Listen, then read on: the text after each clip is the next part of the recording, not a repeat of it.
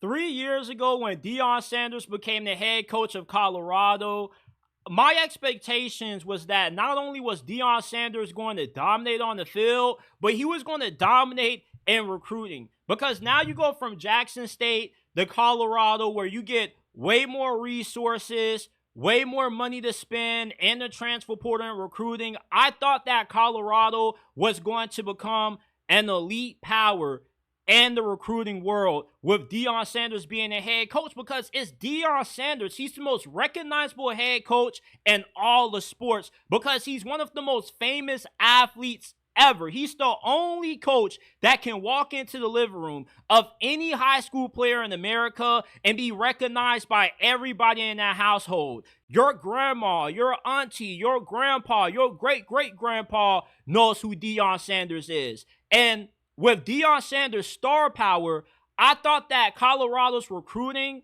was going to be doggone near unstoppable. I wasn't expecting them to be top 5, top 10, but I at least thought that Colorado recruiting with Deion Sanders would be a lot better than what it has been up to this point under Coach Prime. His first recruiting class was really good.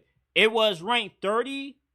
And he brought in guys like Hermione McLean, Dylan Edwards. But after Deion Sanders' first recruiting class that he brought in at Colorado, the recruiting has been incredibly disappointing and underwhelming. It seems as if Colorado doesn't really care about recruiting at all.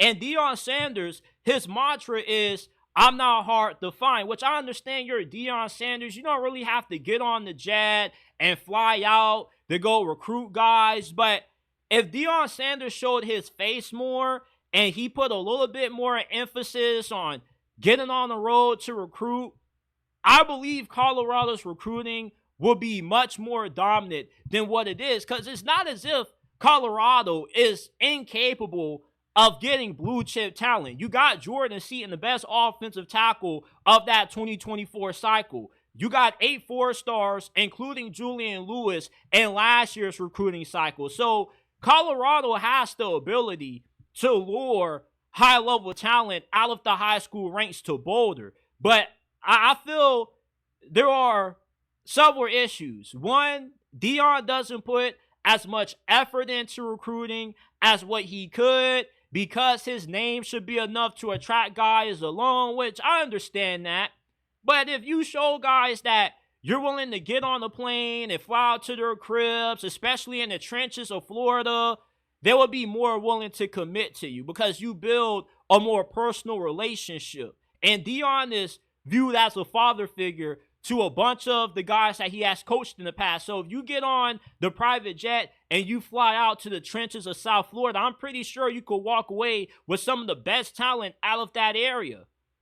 Deion Sanders also, I feel, has some limitations that he has to overcome at Colorado that his name doesn't give him the ability to do, because even though Colorado has pretty good resources, they don't have as much resources compared to schools like Georgia, Alabama, and Oregon. Plus, it's hard to sell a lot of guys that want to leave Texas, Cali, or Florida to travel to Boulder. Now, I'm pretty sure Boulder is a really beautiful place. Not trying to use this as a slot against the Boulder community, but, it's not the most attractive place to play from a few guys that I spoke to that have spent time playing for Colorado. So there definitely are some limitations that Deion has to deal with as far as what he has from a resource standpoint, money standpoint, and also a geographic standpoint.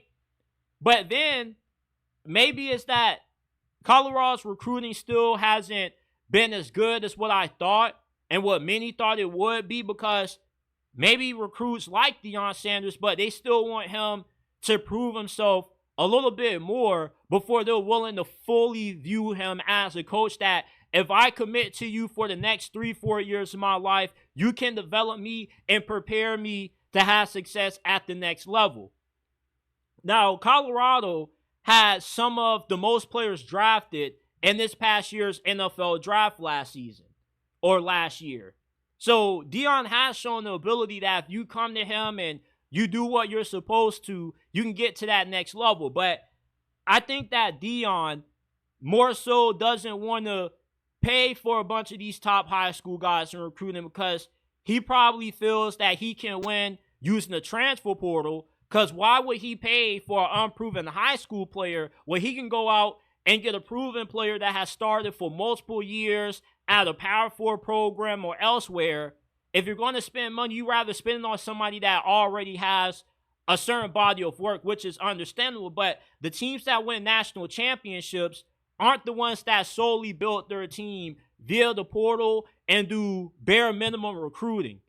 So if Colorado is going to be able to contend for a national championship under Deion Sanders, the recruiting has to improve. And I'm shocked that Colorado's recruiting right now is dead last in the Big 12. I was expecting for the recruiting to at least be at a top 15-ish, top 20, around that range level, because Nebraska is bringing in better recruiting classes than Colorado. Colorado is definitely a way more attractive place to play at than what Nebraska is. You got folks that want to go play for Notre Dame in South Bend, Indiana. I don't even know what the hell is even up there to do in South Bend, Indiana. So I'm not hating on Deion Sanders. I more so am surprised that the recruiting has been as underwhelming as what it's been, because my expectations were sky high for Deion Sanders when it came to his recruiting ability at Colorado. And that's why I'm just so shocked. And I want to know you guys' thoughts on how Colorado's recruiting has been under Deion Sanders. Why do you guys feel that the recruiting isn't as good as what it was expected to be when he took this job, considering his name and the star power that he has?